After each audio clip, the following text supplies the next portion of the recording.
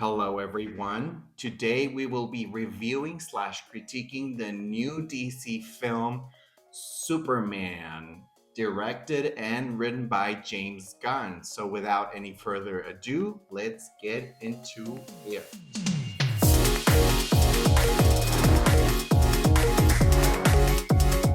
Okay, so first of all, I had the wrong impression about this film. I did a reaction to the trailer and I wasn't really expecting much, but let me tell you, I was wrong.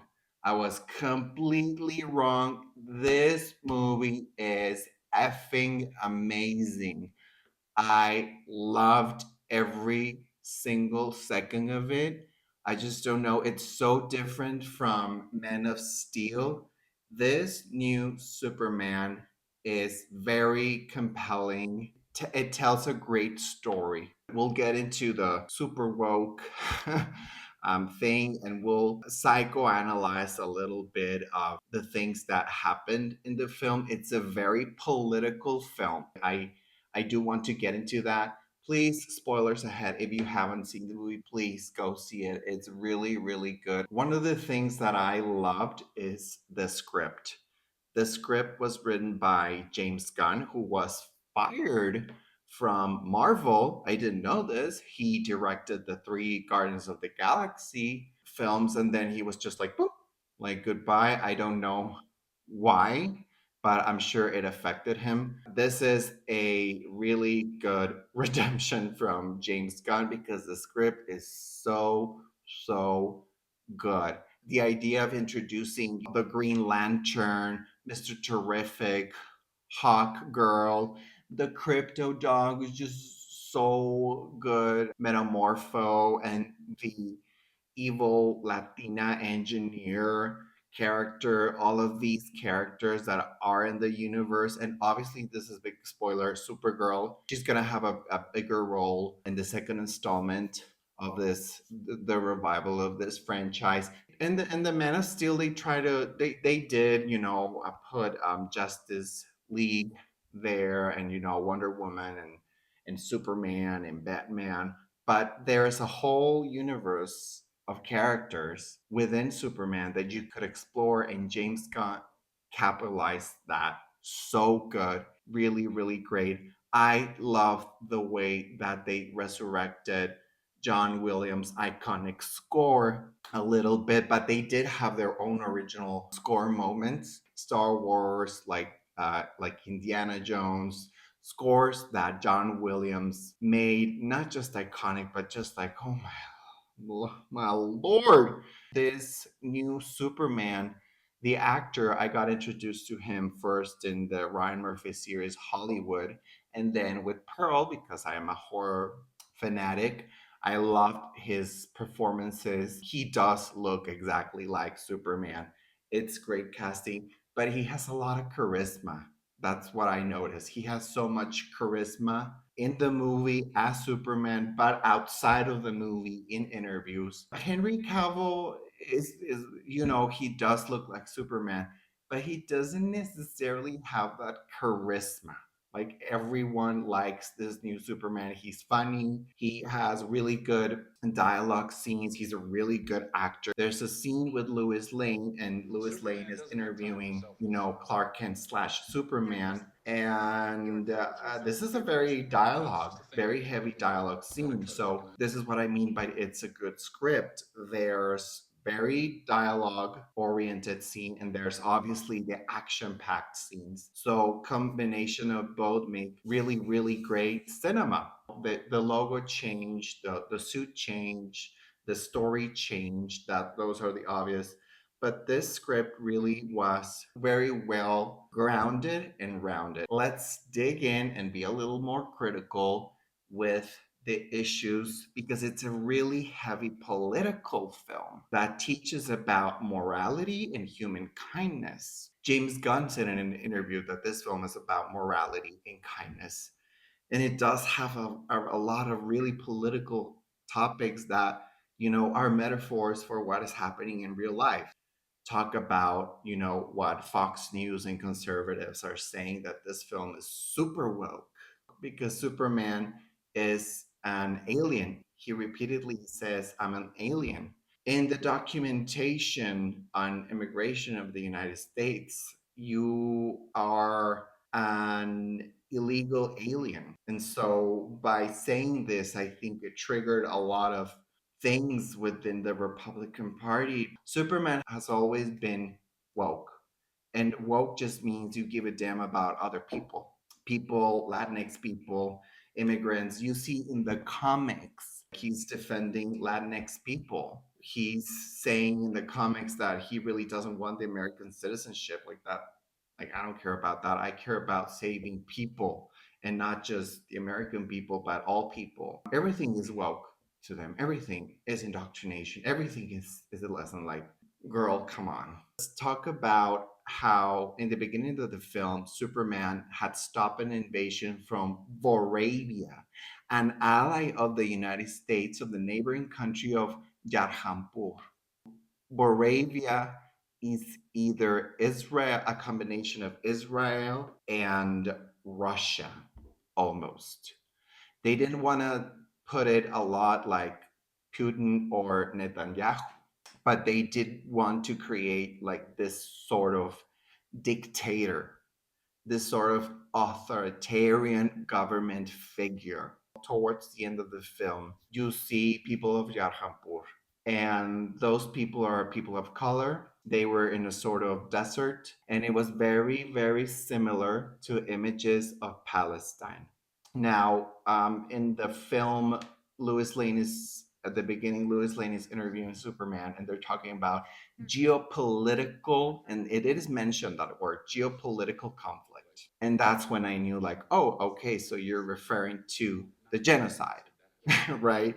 They obviously did not put the word genocide there, but they did mention geopolitical conflict. The images of the final segment of the film, it really does resemble like Israel was about to invade Palestine, and the people of Palestine did not have weapons. The people of Yarhampur did not have weapons. They didn't have a lot of things to defend themselves. They have machetes, and the people of Moravia had tanks. They had guns. They had everything.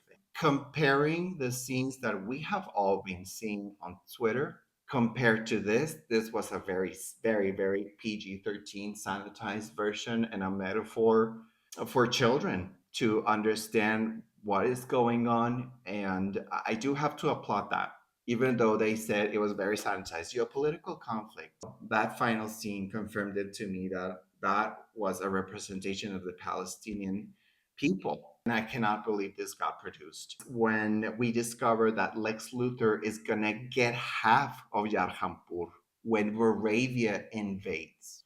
And that's sort of like the final story of the Daily Planet to expose Lex Luthor.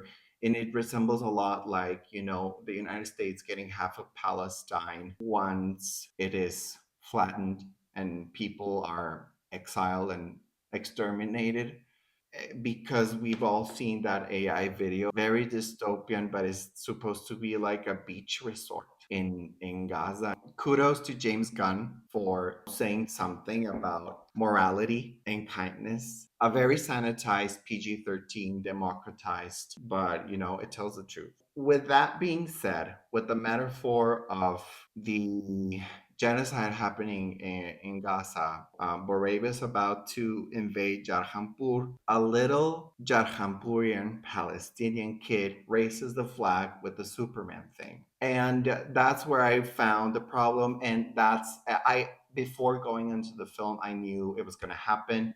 The white savior complex. Yes, Superman is not from America, but he's white and male and, blue eyed, and he has a perfect American accent. The white savior complex is very much there. The Palestinians were wanting Superman to save them. By the end, Superman doesn't go to Yarhampur, but the Justice Gang, not all of them white. Hawkgirl is Latina, the Green Lantern is white, and Mr. Terrific is black. So I kind of like that they didn't necessarily bring Superman to save everything. He did save Metropolis, but a kind of twist. with the white savior complex, but still the mentality of the white savior is there. The idea is there that a white man is going to come save a group of people that are not American and they're people of color. The idea of the white savior complex is there. Superman did not save them. It was a collection of superheroes, which I liked. And so to finish off, I just want to say this quote. I think it came out on the Independent, an article interviewing James Gunn. When asked by the interviewer if he had considered how the film would be received in red states compared to liberal cities, Gunn acknowledges that it plays differently, but that it ultimately is a story about morality. But it's about human kindness, and obviously there will be jerks out there who are just not kind and will take it as offensive just because it is about kindness.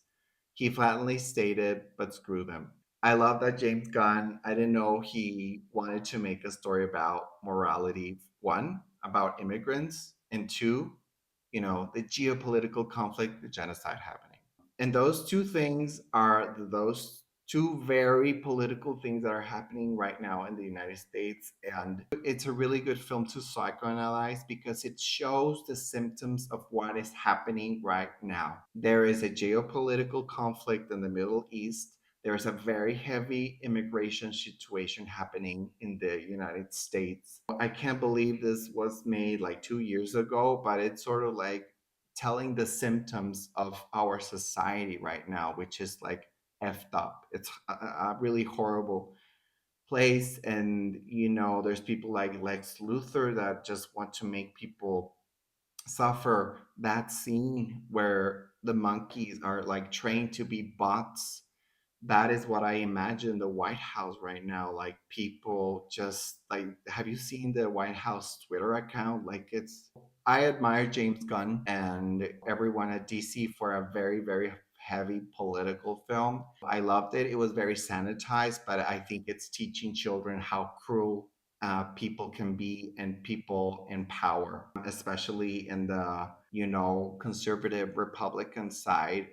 The film doesn't really shy away from saying liberals and conservatives at one point of the segments in the film. I remember, this type of Elon Musk character is being interviewed in the news. And, there's something that liberals and conservatives can finally agree on, that Lex Luthor is an a-hole or whatever. And I was like, is that a representative of, Elon Musk? Like they really did portray the American political system of nowadays. They really did do that.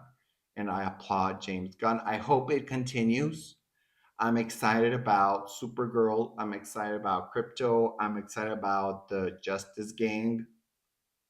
And I'm excited about this new Superman. I was wrong. And I hope you're excited too. And I know this is a very heavy political subject, but I want to know what you think. And if you like this psychoanalysis slash review, please like and subscribe. And I will see you next time.